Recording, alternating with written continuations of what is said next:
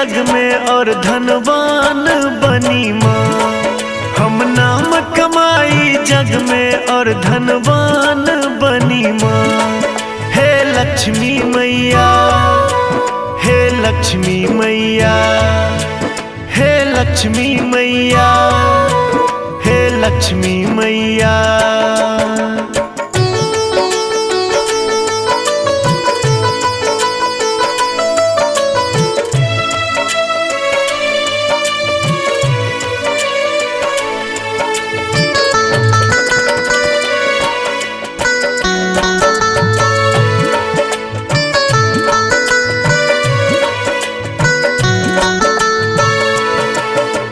जकरा माँ देलो आशीष भरले अन्न धन भंडारिये। अछि जग जानित माँ महिमा अहाँ के अपरंपारिये। जकरा माँ देलो आशीष भरले अन्न धन भंडारिये। अछि जग जानित माँ महिमा अहाँ के अपरंपारिये।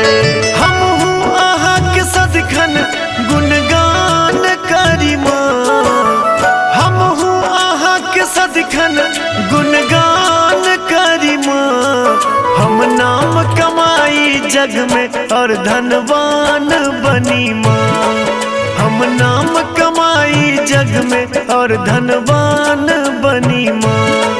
हे लक्ष्मी मैया, हे लक्ष्मी मैया, हे लक्ष्मी मैया, हे लक्ष्मी मैया।